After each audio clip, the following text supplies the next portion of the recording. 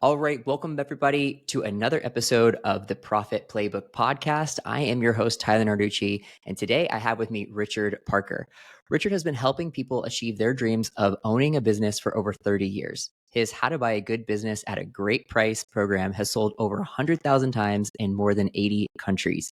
He was hired by the Dalio family office for several years and worked as a mentor to one of Ray Dalio's sons, teaching him the art of buying small businesses.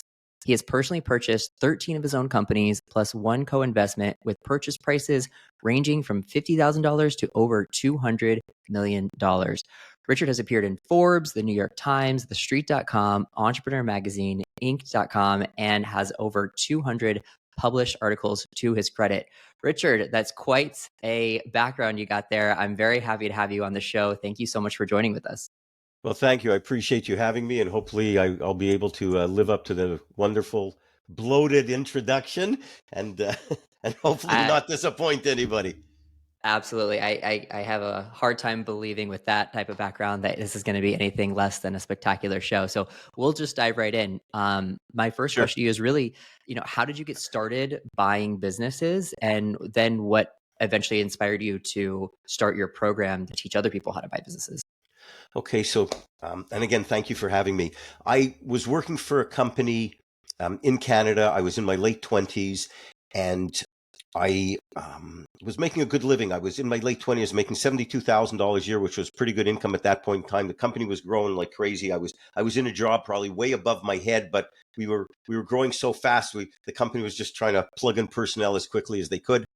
And then I did something absolutely insane, which is I bought a stock on margin. Someone told me about buying stocks on margin where you could put up half the money and reap twice the stocks, and painted this wonderful picture about how when the stock goes up and you sell the stock, you could pay back the money that you borrowed, and everything sounds terrific except for one thing, right? It all sounds great. Just like that. Thing. Just like that. Yeah. Just like that, like they say on Sex and the City, right? And just like that. And then, well, what happened was, what happens if the stock goes down?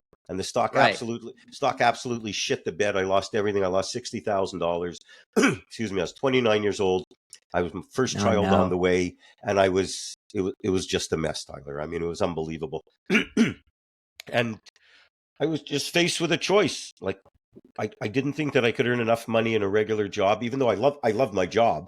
But I thought, do I try to change jobs? And I knew I couldn't get anything that would pay me a lot more. I mean, I was overpaid as it was for my skill set at that point. And what were my options? And really, outside of buying lotto tickets or going to Las Vegas, I said my only option. I had a few bucks left, and again, I'd lost $60,000, and my only option is to get into something where I don't have a ceiling on my income. And as I started to reflect upon that, saying my only options are to be in my own business, and there's sort of two drop downs to that. One of them is starting a business, and the other one is buying an existing business. And with a startup, I mean, everything is blue sky, everything that sounds wonderful, but you don't know what the hell you're getting, and if it's even going to turn into something successful. And I'm glad, all these years later, I look back and say, a startup would have been a horrific idea, but I realized I've got to buy an existing business where I could start taking out an income right away. And so I did something in a similar industry to what I was in, but one that focused mostly on my strengths, which was as dealing with retailers and sales and marketing and what have you. And so I bought that business out of complete necessity, and realized shortly thereafter that growing a business organically is a hell of a lot more difficult than growing a business through some acquisitions. And so I started buying companies to add on to my companies. Again, I was working with a very tight budget, if no budget also. I had to get ridiculously creative in some of these acquisitions. And, one particular acquisition, convincing the owner to come on board and throw their lot in with mine. And we sort of merged the company, started something, a new relationship, but it wasn't by no means a new business. It was an existing business. And that was a business, again, I could have never afforded on my own. I ended up costing me about $100,000, which was a ridiculous stretch. The business was worth a lot more, but we ended up building that into a $4.5 million business. And, sort of told you about these, don't get me wrong, and a few later on that were some horrible failures, which, so it's not all wonderful. But I've bought, since then, 13 companies, one co-investment, made a lot of mistakes along the way, bought some companies that really, really didn't work out. But to your second question about how the program came about, it was the result of an acquisition that I decided not to do. one thing I've learned over my career, some of the best deals are the ones you don't do, right?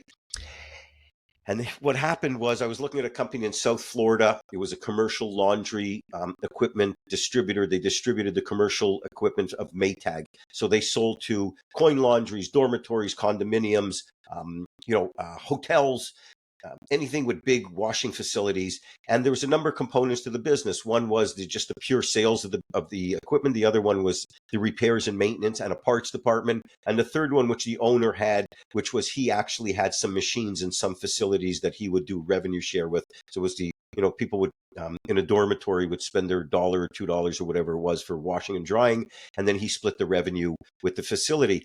And so there's three different entities. He wasn't selling the revenue sharing business, but there were three different entities.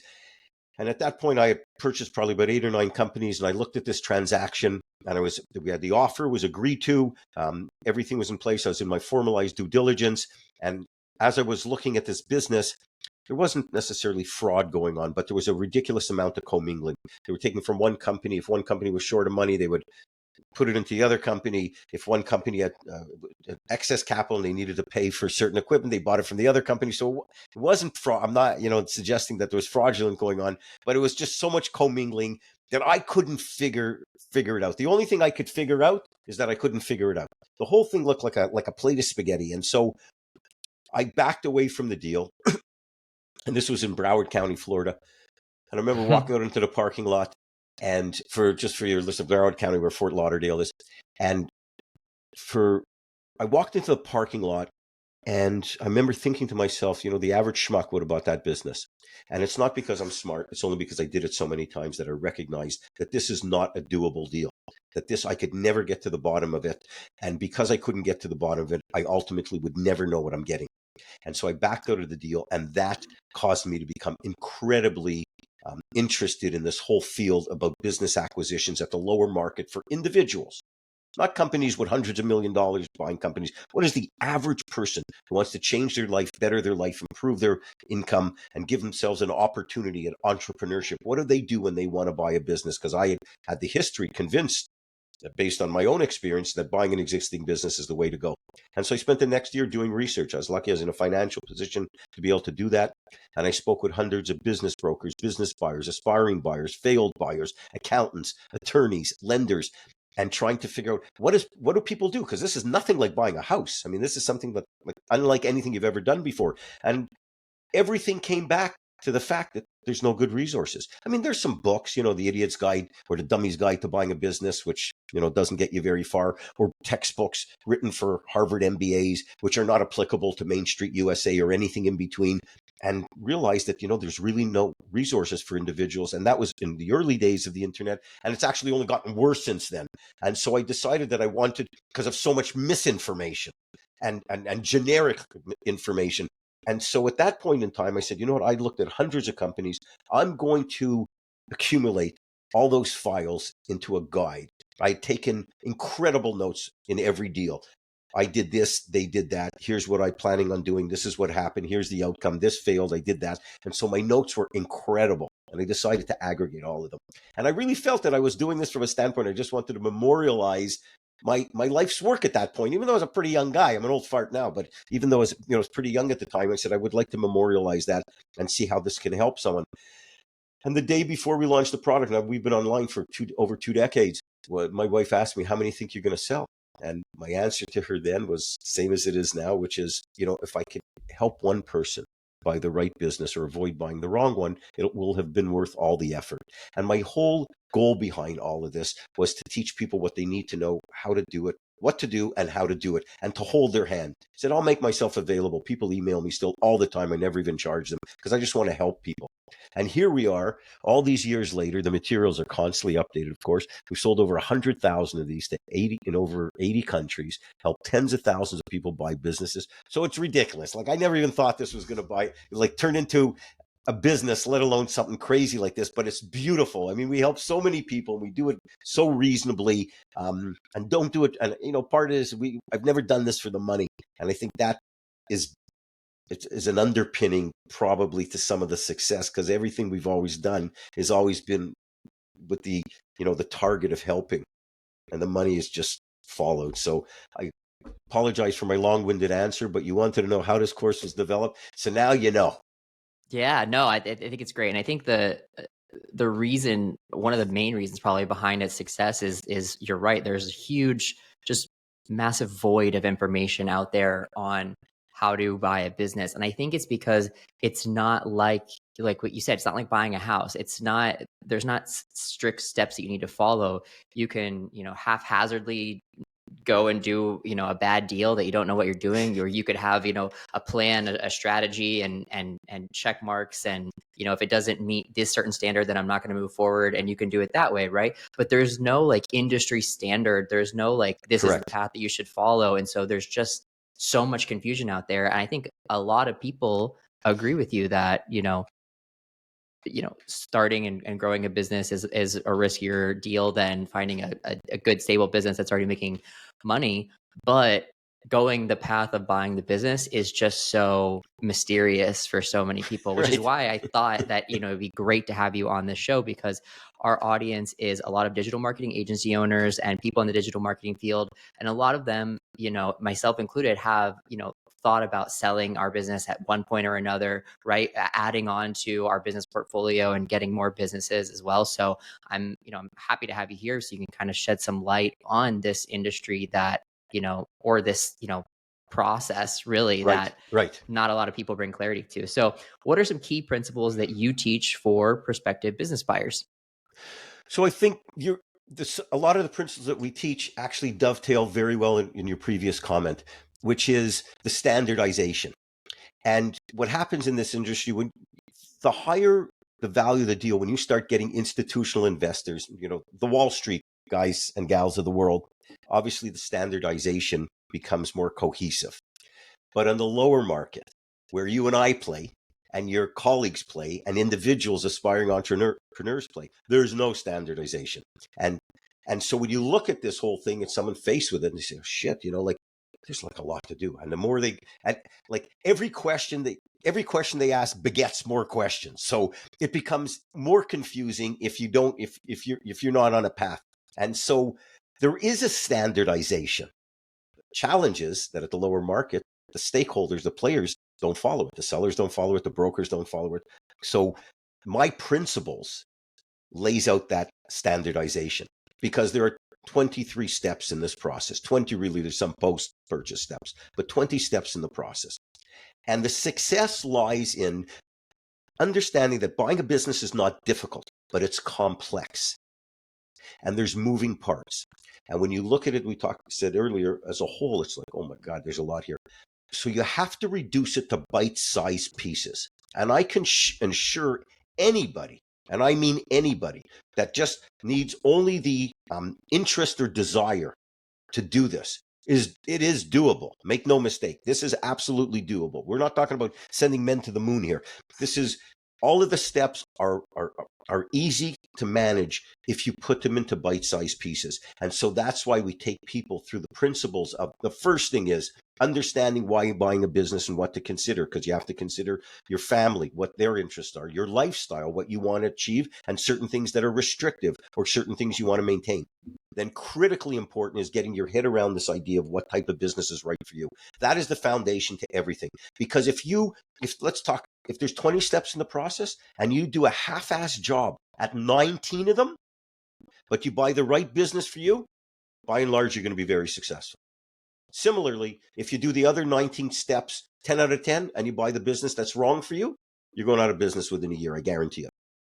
And so we really spend a lot of time getting people to understand how to identify a business that's right for them. Because most people just jump into the process. They start looking at publicly listed businesses for sale. They start sending inquiries. They have no idea what they're talking about. They don't even get answers. And they spend, so they look at one business after another, trying to figure out which, if any, is right for them. And the opposite is the way you're supposed to go about doing this. First, you have to figure out what type of business is right for you. Then I can assure you that it's easy to find and buy it. and then go through the various steps. But that's the underpinning. That's everything, the platform. And then we go through understanding how you deal with business brokers, because it's a very different world than dealing with real estate brokers, how you'll deal with the negotiation, the valuation, and of course, where to look, the putting your questions together for the sellers, what answers to look for, questions that they're going to ask you, how to investigate, because your due diligence has to begin immediately, investigating the industry, the competition, the sales, the marketing.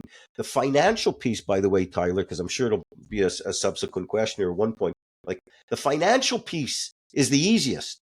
Like numbers are numbers. Numbers don't lie. People lie. So the valuation, even though there's 50 points that you have to examine to come up with a valuation, which we've actually automated that whole thing for people. But numbers are numbers. Numbers don't lie. People lie. It's math. It is or it isn't. And so that is actually the easiest part of the investigative process. And then you have, that's one prong in the spokes of due diligence. And then it's, closing the transaction, and away you go. So, the principles are really, we teach people what they need to know, what to do, and how to do it for each of those stages we talked about, from the right business right through to closing, including negotiation, valuation, and the investigation.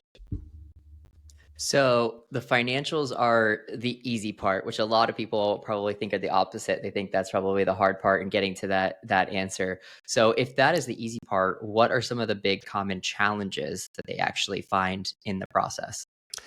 So common part, and again, when we talk about the numbers are the easy part, because it's math, right? And sometimes people, there could be issues of cooking the books or the numbers don't work out. But again, it's still very easy to figure out because it is binary.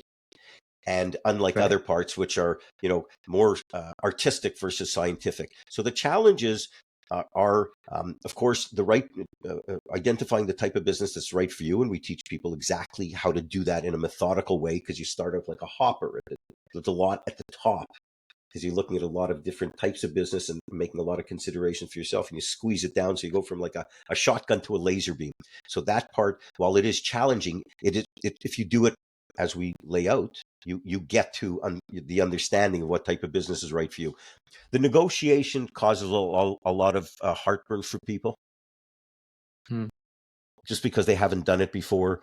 They may be a little intimidated. Some people hand it over to their attorney to do, which is like the worst thing that you could do. It's like giving a 3-year-old a book of matches.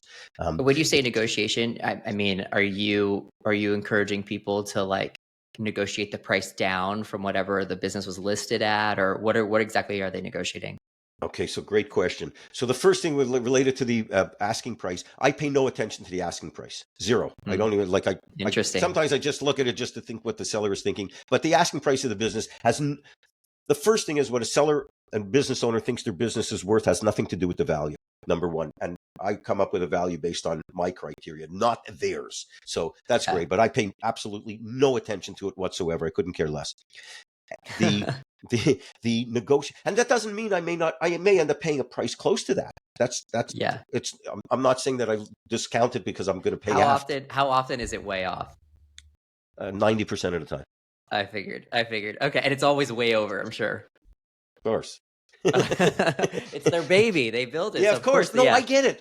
Yeah. I get it. They put blood, sweat, tears, and beers into it. And so it's something that, and they typically don't understand how to do a valuation, or they bring in a broker as an inflated price, or whatever the case may be. But the connection, there's like seller's idea of value, actual, or seller's idea of value, actual value of the business. They usually don't conjugate. Right? Yeah. So, so that's why I just completely discount them.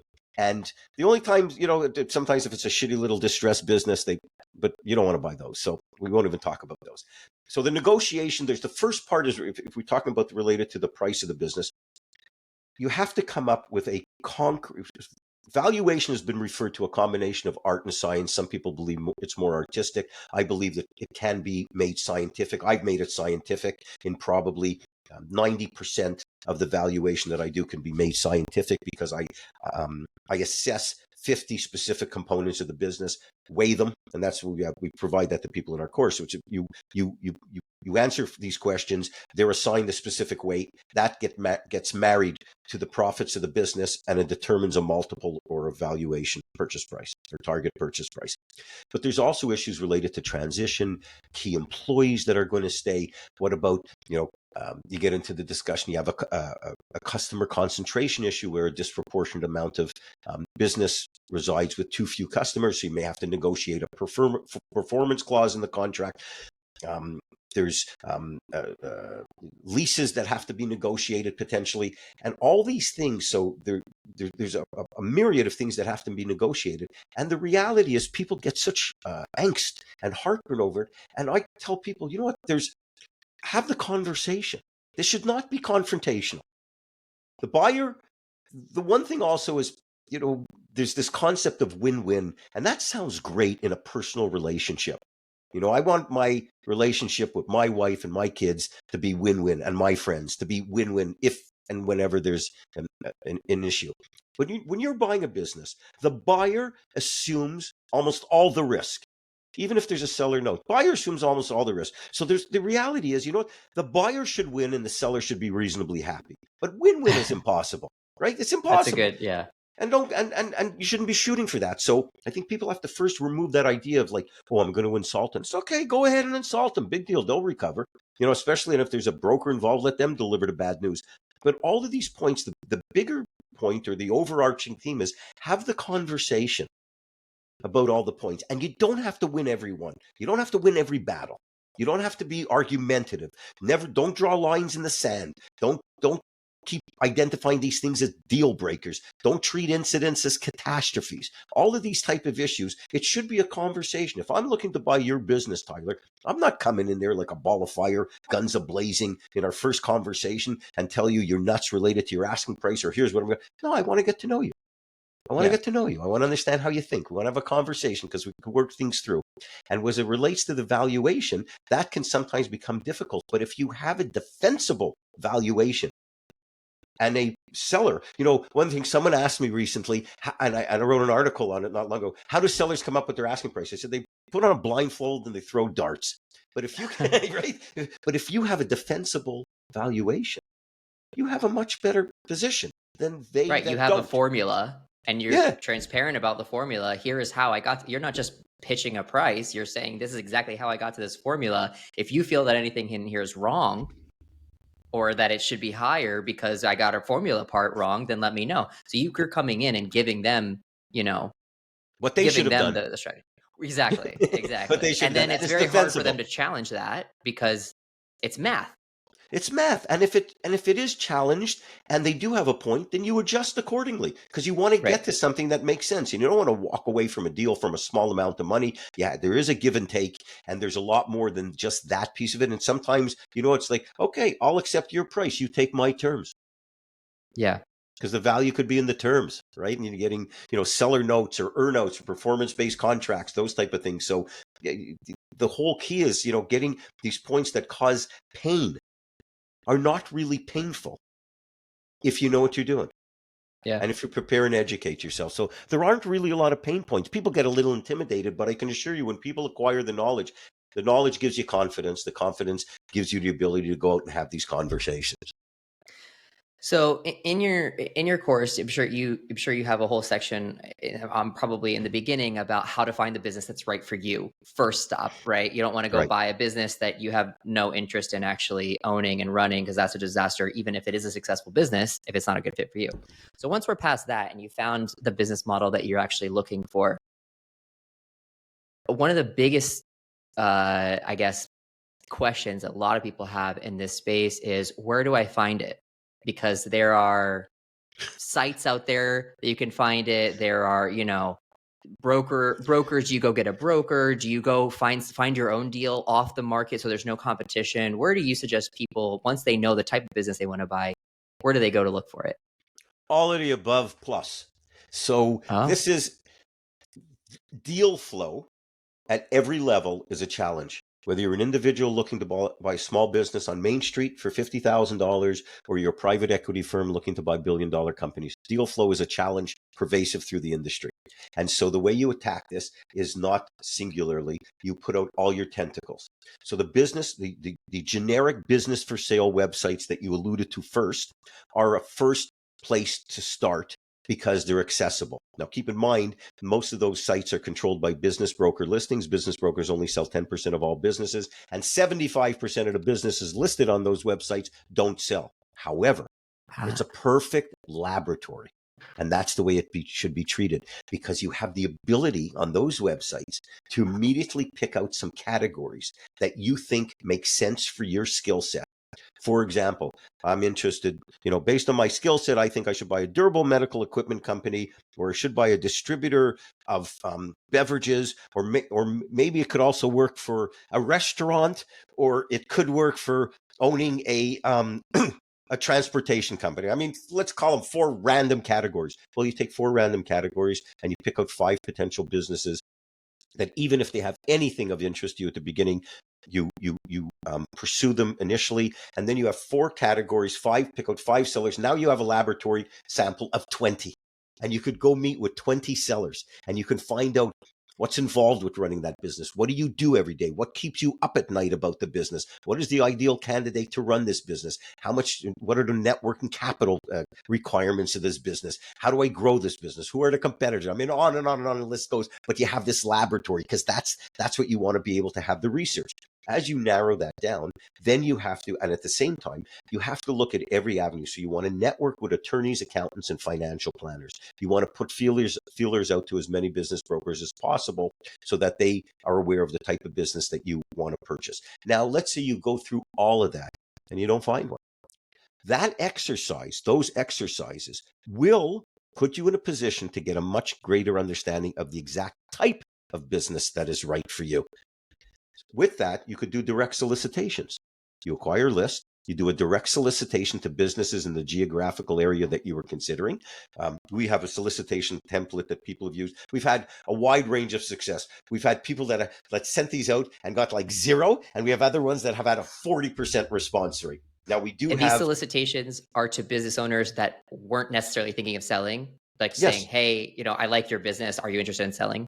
Yes, because in my theory is every business is for sale. Some sellers just don't know it. And so once you understand, and aspiring entrepreneurs need to get into the habit of being intellectually curious about business. I'm doing this for 34 years. And drives my wife bonkers. Every business that I go into, like if the owner's there or I find the owner, I could sit there and have a half an hour conversation with the owner because I just find it intriguing. And it's wild how many businesses that I found, or leads, as a result of speaking to someone who owned a local dry cleaner, and he has a buddy in a distribution business that may want to sell and hired me to be their representative, or I ended up finding it for someone and or looking to acquire it myself.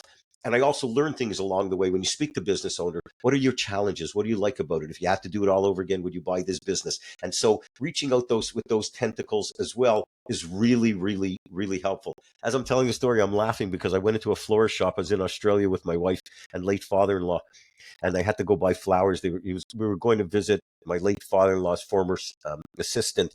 We were going to her house, and Frank, my late father-in-law, said, just go in and let's get her some flowers before we go over there. So I said, okay, fine. I parked the car, even though I was driving on the wrong side of the road, but I went inside to the florist shop, and I come out like 45 minutes later. And my father-in-law said, what the hell were you doing in there? What took you long time? He said, let me guess. You know the guy's whole life story and how they bought the business. You got me. Yes, that's exactly it.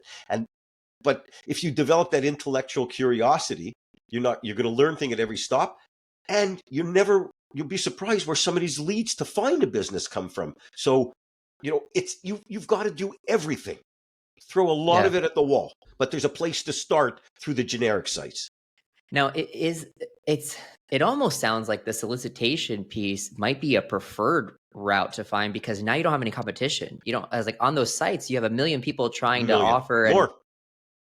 Trying to go in, and I would imagine, and please, correct me if I'm wrong, that a lot of those people that are listing businesses on those sites, they're trying to offload a business that's not working for them for whatever reason, right? It's not like this is a golden business that they're just retiring, and you know what I mean? Like those are the really great ones that you want to find, but those probably aren't the ones on those websites. The ones that, are profitable and doing well are probably going to be the off-market ones that you have to solicit. And now you're talking to a profitable business and you don't have any competition. So that to me logically sounds like a a preferred route to go. Is that on track or no? Well, it's 100% on track because first of all, to the first point is there's a lot of shitty little businesses on those websites, and the direct solicitation is ultimately and very often the way to go. I mean, if you get lucky and you find one online and it's good or it leads to something else, great. But the goal and the use of those is a direct solicitation only works when it's highly targeted. So if Tyler, if you were starting out looking to buy a business today and said, well, you know what, based on our conversation, you're going to do a direct solicitation. Okay, so who to who? Like, who are you going to send a letter to? What are you going to send out? You know, there's 33 million businesses in the United States. You're going to send out 33 million letters? You won't do that. And so you would say to yourself, well, I got to get it a little targeted. So how do I get it targeted and what should I put in the letter? And in the letter, you want to be able to outline some criteria that you're looking for, not overwhelming, just a few of them, because you want to get the conversation going, but you want to be meaning targeted. Like revenue over, yeah, I'm looking for margins business above. Exactly. You're very smart. Exactly. I'm looking for businesses with revenue of X or so many employees or you're 12 years in business or whatever just a very few bullet points that are absolute musts for you that are not too many that businesses won't meet, but at the same time are enough that you could rule out the garbage. And you make them targeted because once you go through the process of we talked about earlier, going through the business, generic business for sell websites, speaking to business brokers, speaking to business owners, speaking to attorneys and accountants and getting leads. Once you've been able to look at a bunch of different businesses, then you say, aha, okay, I know my skill set is best married. And we could talk about this in a second, how important it is. My skill set is best married to a distributor in the food business. Well, then you could do a targeted solicitation to distributors in the food business. Until you get to that, even if you think you want to be in the food business, you don't know what area of it. So better off that you narrow it down, and then the direct solicitations work unbelievably. And one thing, I'll give you some secret sauce for all your listeners. One thing that we've done over the years, you get your lawyer to send out the letter. If you send it out just the looks letter, more official, feels more well, everybody official. opens a lawyer's letter. Oh, right. Right? Everybody opens a lawyer's letter, and business brokers are sending out like a gazillion letters across the world all the time. I have a buyer for your business. I'd like to speak to you about it. And, you know, the market is very ripe for buyers, et cetera, just to promote sellers to call them. It's bullshit for the most part. They don't have a buyer. They just want a listing. So business owners get them probably letters every day. And so if you send out a letter from your lawyer stationery, you know, and you can indicate that we have a template in there that's had unbelievable results in our course. You get the lawyer to send this template letter, and people get a letter and they see the envelope, it's from a lawyer. They're opening it up. You're not asking the lawyer to do the work, but they start the engagement, and it works beautifully. Have you primarily purchased brick and mortar businesses, or have you purchased online businesses as well? I've purchased primarily brick and mortar businesses. One business that I purchased which did legal document preparation work for pro se litigants. A pro se litigant is someone who is going to represent themselves in court. That had a very significant online component to it, but it was a brick and mortar business. Okay. And is that just a personal preference thing? Does that go back to what you said before? The best business for you would be brick and mortar, but that doesn't necessarily mean that other people not better for online. Exactly.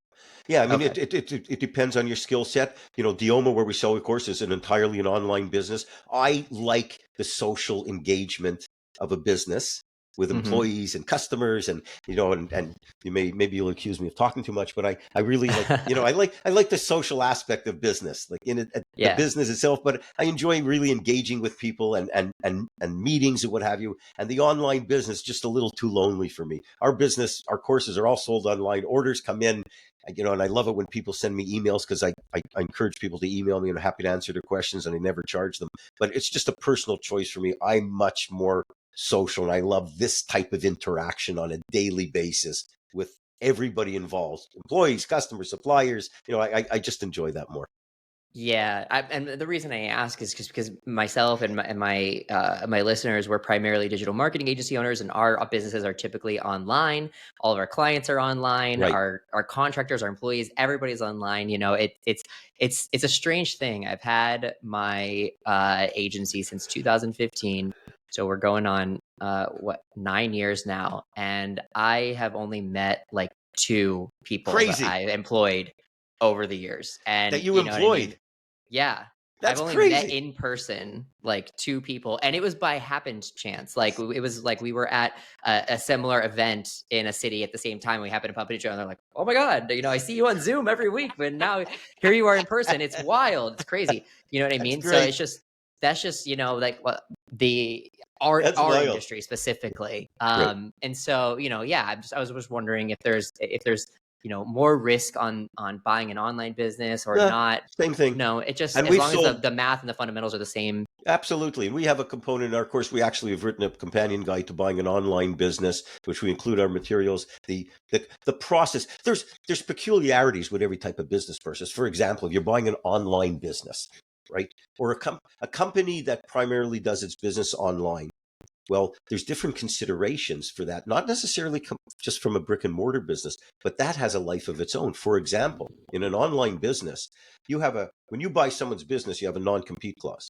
And that restricts them for a certain period of time, for a certain geography, from going into competition with you. Because after all, I mean, you buy their business, you don't need them to become competitors the next day, especially in the online world.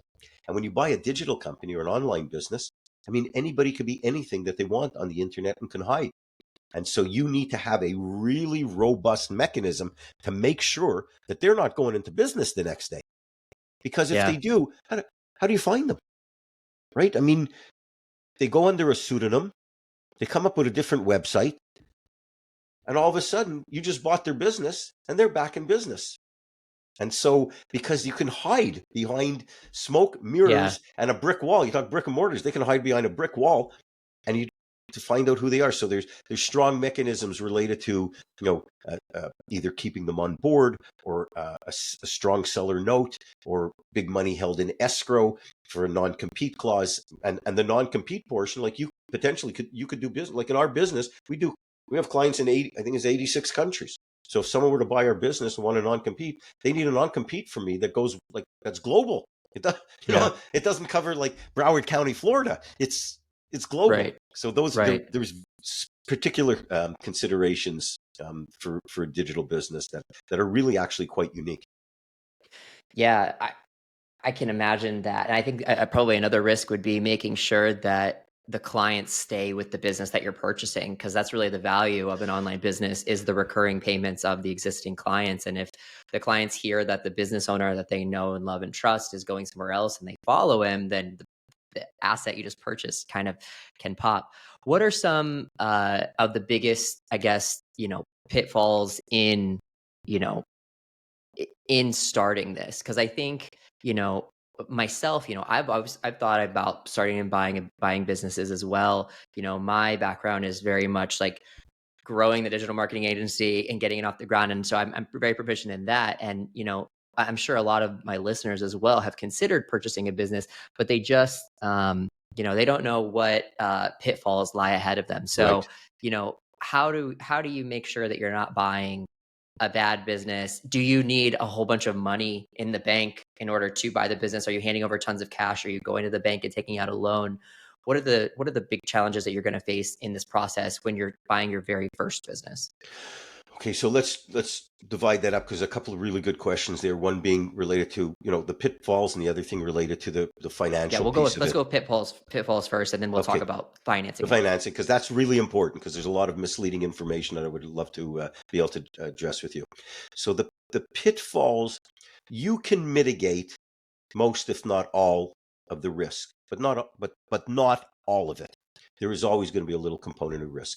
And so the key is to be able to go through the examination of the business in a very methodical way, and not relying on this concept of, for example, the due diligence being a short period of time and only a review of the financials. Every part of the business has to be examined. And part of entrepreneurship, you're probably going to make some mistakes. I mean, that's just the Hmm. reality. Just don't make big ones. Right. It's how you And learn. it's how you learn. And when you're during the act of, and it's how you get, exactly, it's how you have your best learning. I mean, my best learning is certainly from failures, and also embracing this idea of being wrong. But we can get into a philosophical conversation, but let's go back to the Yeah. original point, which is going through this methodically and flawlessly, allowing yourself enough time to go through all of the various pieces of the business and doing an investigation that's really flawless. I mean, even though I said you're going to make some mistakes, the overarching theme is you got to be flawless, because you want to investigate the financials, the competition, the industry, the sales and marketing, the contracts, the competition, the suppliers, the customers. I mean, there's really 11 different components that want to be investigated. We have a due diligence guide that has 200 points. Now, they don't all apply to every business, but you want to consider all of them. And so there are pitfalls that you're going to come across. It's inevitable. But the pitfalls are really come back to bite you in the ass if you don't examine them. So all of the things, as you go through the process, you don't want to take forever, but you do need to take your time and allow yourself enough time. Probably the biggest pitfall where cause people to either make a mistake or not buy businesses, they don't understand due diligence starts the second a business is of interest to you. So as soon as you find a business online, you may have just sent in an inquiry or just had a 2-second conversation with a seller or their intermediary, or you got a response to your letter. The second that type of business is of interest to you, you have got to start your due diligence, understand the industry, doing some research, dissecting their financials, looking at the company's business plan, understanding their contracts immediately. And so the pitfalls, I don't see that. I mean, I see there's a ton of pitfalls if you don't do it properly. Yeah. If you do it properly, the pitfalls are going to be rare. I mean, that's really, and I don't mean to be dismissive or simplify it, but this is so much comes down to actually making this manageable, right? Yeah. And so the people that don't acquire the knowledge they need, or they don't get in tune with what type of business is right for them, or they get into the concept of endless searching, or not knowing how to handle financials that aren't representative or not accurate, or uncooperative business brokers, they become overwhelmed and they end up aborting. And that's why 90% don't going through with a purchase. They abort the process. And it's only because the pitfalls that you asked about and they've encountered, they just didn't know how to deal with them. And it's not that hard. I mean, it's just complex. And so the platform, and we talked about it earlier, having the right knowledge, not generic nonsense information or misleading information. It's good knowledge. And, the best way to go about this process, and I'm by no means is this is, I'm not trying to be like an infomercial, because I don't care if anybody buys our program. It makes no difference to my financial situation whatsoever. I just like to help people. But if you want to do something, take on a new project, like Tyler, if you're buying a new business or an ancillary business, or decided that you wanted to go into expand your business into a certain category, you wanted to, in your digital marketing business, that you wanted to start going after insurance brokers. I'm just giving you some wild random example. Well, the best way to embark upon a new project is find someone who's already successful at it and just copy them. Even better yet, get them to mentor you. So go after good information of people that have already done it. And for a business individual looking to buy a business, that could be someone locally who's bought a business. Just people are generally happy to help you. So the pitfalls, I don't see that many pitfalls if you have your knowledge. I mean, they're there, but they're all manageable, and you can overcome all of them. And you can see them in real time and exactly adjust for them. Exactly. Let's talk about the finances, because I see all over online, buy a business with zero money, buy a $1 business, buy there's all types of different stuff out there. So clear the record. Do you have to have hundreds of thousands of dollars in the bank in order to buy a business? Should you have that? Is it something you finance with a lender? What's the best way to go at it? So the first part of the equation, when you're alluding to what I call the self-anointed gurus, right? Yeah. Like, if you're a guru, you don't have to tell anybody. Everybody knows. But the self-anointed gurus that tell you, I saw one recently, buy a $250,000 business with no money down and can close the deal in 4 hours. How's that? And so that actually, all that nonsense on social media has actually been a big motivating factor for me to ramp up, because I've been getting demands for podcasts and interviews for years, and I'm always very low key. So I'll give you the technical term for those concepts where you could buy a business for no money down, throwing off hundreds of thousands of dollars of profit, and close the deal in 30 days with zero exposure. The technical term for that, and I think they use it at some of the university, but the technical term for that is complete bullshit. I mean, it's complete and utter bullshit. Okay. Yeah. And anybody, and I'm doing this for 34 years, and rest assured that if that's possible, I'd be doing it. Okay. Yeah. Now, is it possible 1 out of 10,000? Of course, but it'll take you a decade to get to that business. So it is nonsense. Don't fall for it. And the crazier thing is people like charging thousands of dollars to do it. So, I mean, it actually makes my blood boil. So I don't want to just keep, going on to that subject, because I'm going to get really, really frustrated, because those people I'd like to see them all in jail, because it's nonsense. They're just stealing people's money. Well, I'm glad I brought it up then, because there is a lot of that out there. Oh, it's ridiculous. That's what I'm not a social media guy. We've been selling tons of courses over the years, low key, because we sell real world, practical experience, information that you could learn and put to use the next day. And I've always told people, you know what, if this is not for you, I'll give you your money back. And our guarantee is a lifetime guarantee, because I don't want to take anybody's money who, it's very easy to have an information product with all these promises and they deliver nothing. So it is, and I pardon my French, it's complete and utter bullshit. And anybody, I hate this. I'd rather see someone not even buy a business and fall for that nonsense, because you'll not be able to use any of that information. Now that I got that off my chest, okay. So now let's talk about the money that's required. You need some capital. Now there's leverage that you can achieve, phenomenal leverage, and it varies. It varies from 100% in very, very rare cases, like doing an SBA loan. So if you're talking about some type of, they have some criteria where you don't have to put up money, but you got to put up your life, you got to put up your house, and you got to collateralize the loan. So even though you maybe have a very small amount of money, you're putting up. It could potentially be a risk that you're not willing to take. Your family, your spouse, your partner, whatever the case may be, you're just not comfortable with it. And so 91% of our clients get seller financing. It's the way I've been doing deals for decades. It's a component that's either representing part or all of the equation. It has varied between 30% to 90%. Sometimes it's somewhere in between 30, 50, 60. It depends on the deal. 30% to 90% financed, yes, with 10% to 70% paid in cash. Yeah, it depends on the seller and what you can negotiate. And there's been cases where I've paid someone more for their business than they are asking, because I got unbelievable seller note.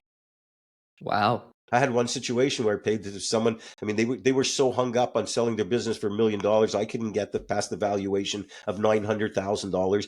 And I would like to tell you that I was pulling my hair out, but I don't have much left. I'm not like you with a nice thick head of hair, but realized it was just an ego thing. This guy wanted to sell his business and tell his buddies that he sold his business for $1 million. Okay. Yeah. And so I negotiated a deal with him. I said, I'll tell you what, I'll pay $1 million too, but I want 30 years to pay it off. Oh. And he agreed. Wow. And so to me, it's like, I'll pay your price, you take my terms. But when it comes to a seller note, it's very negotiable. But make no mistake, you need some capital. Like, you're not going to go buy $1 million business for no money down. It's just not going to happen. Chances are you have hard trouble buying a $50,000 business for no money down. Why would anybody sell you a good business for no money down when they can turn around and go put it online, and if it's a good business, and sell it and get a high percentage of cash or a seller note? Like, they're not going to sell it to you for no money down to a stranger with no track record and not take any collateral. So now, how do you decide how much down is appropriate? You negotiate. And so when you come in, I like to give people a barometer saying you look at the business. Oftentimes they'll talk about seller financing, or they might put even in a listing a percentage down. I go as little as possible. But however, before you get to that, you're meeting with an owner. Tyler, you come to me and you tell me you're interested in buying my business. And we're having a conversation. I have a price in my mind of X amount of dollars, and I may have it on the market a little while and not moving like I was hoping, or the interest that I was hoping. And we start talking, having a conversation. And you come in, and Tyler number one comes in, guns a-blazing for the $1 million business, and say, I'll buy this business for $100,000. I want a $900,000 note. I'm going to say, look, who the hell are you? Right? Like, why would I do that? Versus Tyler comes in, and we have some generic conversations about the business, and you're asking a lot of good questions and interesting questions. And the more we meet and the more we talk, the more I'm impressed with you. I'm not only impressed with you and your presentation and your ability to assemble questions. I'm really impressed with your ability to potentially run this business. And I say to myself, you know what? I know that my staff is going to get along great with Tyler. The other guy who came in sounds like a bit of an asshole. My employees are going to get pissed. So, and you start at every engagement between you and I, you impress me. Mm-hmm. Well, what happens is the following, and I've seen it live, okay? It's because it's happened to me representing a seller. You have a third meeting, and after the meeting, you leave, and the seller, and I say to my broker, you know what? That's the guy I want to buy my business. At that point,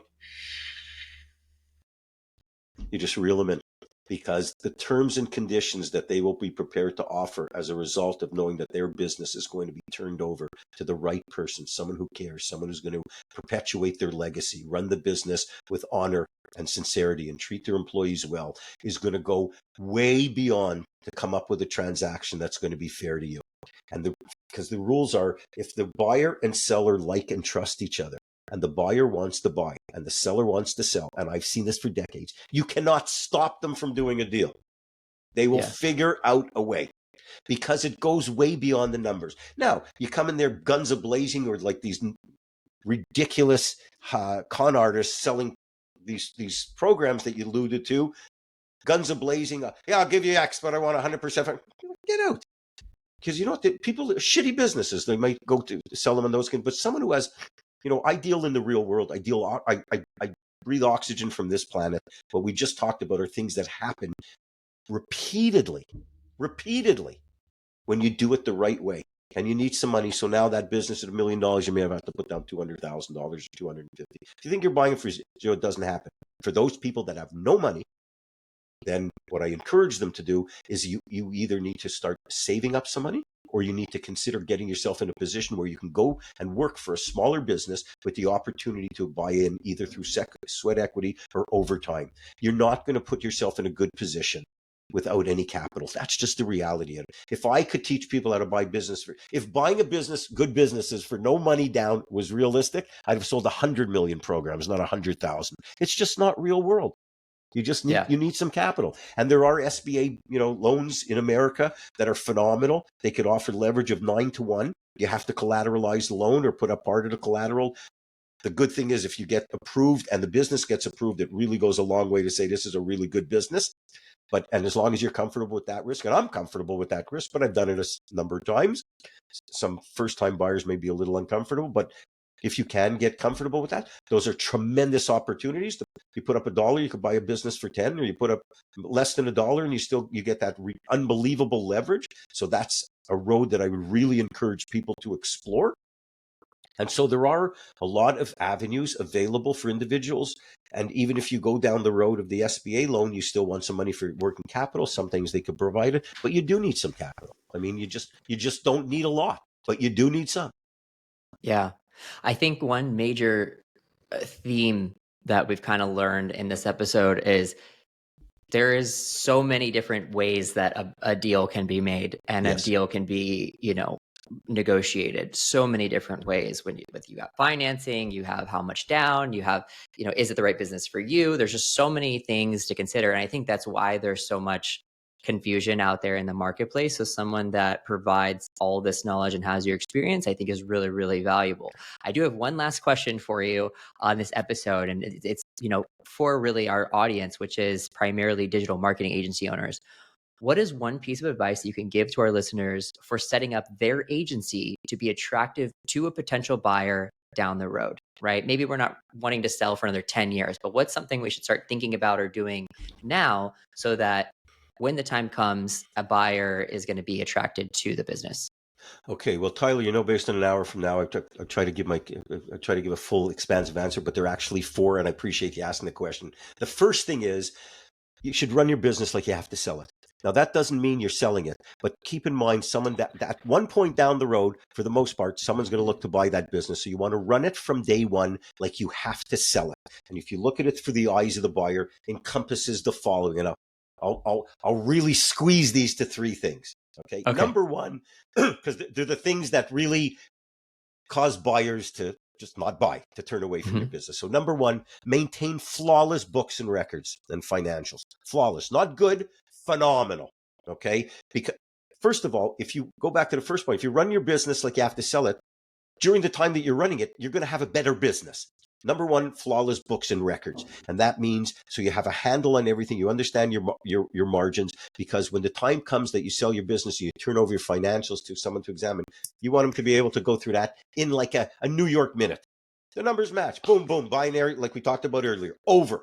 That's number one. And it'll help you run your business better because you'll understand cash flow. And for those people that aren't comfortable with financial statements, you could learn. I didn't know how to read a financial statement when I bought my first business. But you learn. You can take a business accounting course, and it's pretty simple. And so, but you should learn. You have to learn that. That's number one. The second thing is what I call what keeps you up at night. Whatever keeps you up at night about a business, about your business. Imagine someone who doesn't have the know-how that you have or the understanding of your business. A buyer looks at it. What keeps you up at night of business is to the power of 10. That's going to be a concern for a buyer. Okay. So that could be customer concentration. It could be training of people. It could be recruiting of people. It could be gaining new customers, retain whatever keeps you up at night about the business, address. And even issues that may not seem that concerning to you, for example, customer concentration. Well, Tyler, in digital money, you have a few good customers. You say, well, I'm not worried about it. Yeah, company X, Y, and Z, and the other two, they represent 60% of business. But I know them for 20 years. They can't leave. A buyer looks at that and says, oh, shit, if those three leave, I'm out of business before I get into business. So figure out how to spread your client base and get more. So in other words, what keeps you up at night about a business is going to keep a buyer up at night and away from buying your business, because it's going to be, for you, it might be an incident, them it's a catastrophe. So that's point number two. And point number three is understand the buyer pool. Think about this from a perspective of supply and demand. The more buyers that are interested in the business, the greater chance you're going to sell, and the higher the probability that you're going to sell it at a higher price. So you want to increase the buyer pool. And how do you increase the buyer pool? Is by making your business able to transition to the greatest number of people possible. And how that can happen is by having great processes in place, systems and automation, so that the greatest number of people can come in and run and take over that business. Because unless you're doing $100 million, chances are, Tyler, you're going to get out of your nice leather chair when you sell the business, and someone else is going to put their ass in that leather chair, and they're going to be the new owner. So the easier that can transition to someone, and they can run that business, and the greater number of people that it can potentially transition to, the greater the probability of the valuation and the deal terms and even selling it all together. And that starts with having processes and procedures and systems in place so that the most of the business is as automated as possible and understandable. So to recap, the overarching theme is run it like you have to sell it. And then there's those 3 points, right, of flawless books and records, fix what keeps you up at night, and automate and systemize as many things as possible. Yeah. And what I love about that is, even if you don't sell, that's great business advice. That's going to help you run your business 100%. In much better shape anyways, regardless of if you're going to sell or not. That's exactly follow that advice either way. Yeah, 100%. It's 100% correct. That absolutely, because you may not sell it, or it could be down the road, but your business will be better, without question. Yes, without question, 100%. Richard, thank you so much for being on this episode. It could go another 3 hours. I have a ton more questions for you on this topic because it's just so good. Can you let our listeners know how they can find you and Sure. your course? So first of all, thank you. And if you don't get tired of my old man face too much, I'm happy to come back at any time. If your Great. Listeners have any specific subjects, I love this subject matter and happy to talk about it and help anybody in any way I can. So my main website, there's a couple of them. My main website is richardparker.com. I have lots of free articles, free reports, all kinds of information related to buying businesses. And so it's very interesting for people if they just want to get, accurate information about how to go about this process. And on there's a link on top related to courses and to our main guide, how to buy a good business at a great price, which takes you to our subsite where you can place your order. But again, it's richardparker.com. And also I want to extend to your listeners, if anybody has any particular questions that they want to ask me, just use our contact page and just mark on there to please have them forward it to me directly. I'm never giving them a sales pitch for our program. I'm happy to answer questions. And so if there's something that they're wrestling with or need some help with, please, I mean, I love this shit. I do this all day long, and I really enjoy the conversation. So please, I encourage anybody to reach out, and I'm happy to spend some time with them. Perfect. I know I did, and I'm sure our listeners also enjoyed the conversation. So again, thank you so much for joining us on this episode. Thank you again for having me, Tyler.